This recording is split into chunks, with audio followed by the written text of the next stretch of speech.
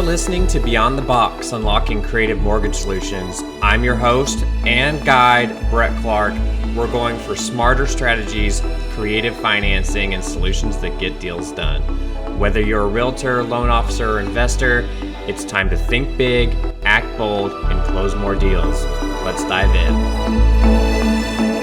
I'm so glad you're here, and this is going to be a great couple of weeks. We are going to do something special, a deep dive into the book, my book, The Non-QM Edge, a Realtor's Playbook for Closing More Deals. Each week, I'm going to be breaking down the chapters and giving you real-world applications. So whether you're the realtor, loan officer, or investor, you can take this knowledge and put it into action immediately. Today, we're starting with Chapter 1, Why Non-QM Lending Matters.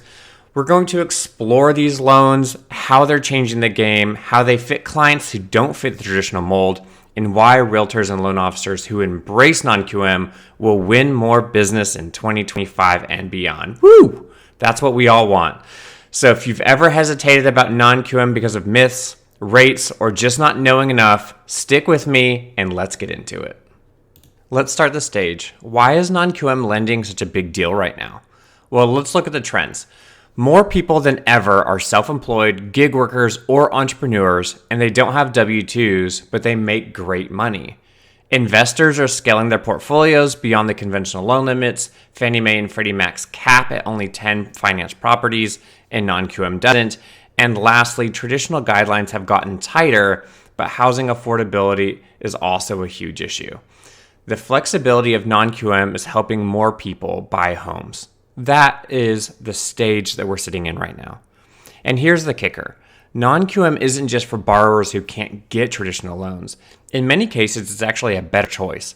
For high net worth individuals, real estate investors, and those looking to create financial options, they actually have opportunities to get better rates outside of the normal loan level pricing adjustments that sit inside of conventional loans. In early 2025, we're seeing non-QM pricing actually beating out conventional in certain investment properties and second homes because of those loan level pricing adjustments that exist inside Fannie Mae and Freddie Mac's world. So if you're not paying attention to non-QM, you could be missing out on better financing options for you or your clients. Let's talk real deals. I had a client personally who was self-employed and brought over $500,000 in revenue, but wrote off $450K every year, whether it be through his different billables, his employees, or different things like that, depreciation, or other items that are write-offable. And it only left him with $50,000 in taxable income. Making conventional financing was impossible. But with a bank statement loan using his deposits, we qualified him up to $250,000 in annual income and got him into the new primary home, something traditional lending couldn't do. And that is one place where it just helps somebody do something they couldn't have done inside the traditional place. Another example are investors on North Carolina's coast. This could also be in Florida's coast or anywhere where short-term rentals are becoming more and more popular. The 1 million plus homes never fit into the long-term rental comps, and it never justifies those loan amounts under that 1 or 1 plus DSCR ratio. But short-term rental projections show hundreds of thousands more per year, which allows DSCR loans to be a good way to show true cash flow and get them the financing they need so that they're not stuck buying in cash. Now, these are just two kinds of ideas and two different ways that non-QM shines, where conventional just didn't work out. And that is why it's so important to have somebody that can speak that world of, all right, cool, this doesn't fit, but how about this? And show you the pros and cons behind that. I will admit it, we get objections. One of the biggest objections I hear from realtors or other loan officers is, but Brett, non-QM rates are sometimes higher or generally higher. Yes, they can be, but let's reframe that conversation. The first one is leverage is more important than rate. If you're an investor, would you rather pay 7.5% and buy 4 properties or pay 6.5% and only buy 1?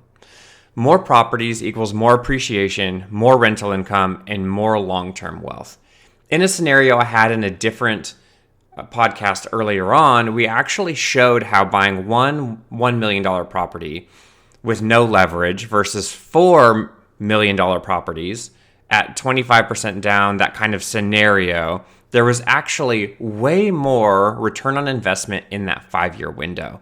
We were looking at like 100% in return on investment on that first one, just buying it cash, where we were above 300% in ROI when you leverage heavier. So that is one place where leverage can really beat out that interest rate, that difference in 1% or 0.5% that we're seeing right now. But when you account for 4% extra or 5% extra in appreciation per house, that's really beating out that rate that you're already seeing. Another one is opportunity costs matter. For high net worth borrowers, time is money. A 30-day delay because of traditional underwriting could cost them the deal or just extremely frustrate them, and they might not even want to continue with the process. And so that's why it's so important for us to educate some of these high net worth borrowers about asset depletion or DSCR so they can continue doing what they need to do, knowing that it really isn't that big of a change. Non-QM isn't forever is another way too. For people that are changing their situation, they can always refinance them back into conventional when their income situation sits. So non-QM is not forever. Another place where we're flipping the script on the borrowers or the buyers and helping them understand this is the best scenario for you right now because of where you are in life, and now we're creating a connection. So instead of selling rate or talking about rate like a lot of people do in the conventional space, we can sell speed, flexibility, and opportunity. And that's how we become partners with our buyers and with our partners instead of just that I take an order kind of lender or realtor. So as you can see, chapter 1 has a lot of value in it without even going much more than 2 pages in, and really gives you why non-QM lending matters. What we covered was why non-QM is growing in demand, real-world deals where it made all the difference, and how to handle objections about interest rates. Next week, we're going to dive into chapter 2, which is expanding your buyer pool with non-QM. If you want to grow your business in 2025, you don't want to miss it. And hey, this is just the beginning. If you want every detail, every strategy, and every tip, grab yourself a copy of the Non-QM Edge on Amazon today. And if this episode is helpful, share it with other realtors, loan officers, and investors who need to hear this, and let's grow together. So thanks for tuning in. I'll see you next time on Beyond the Box.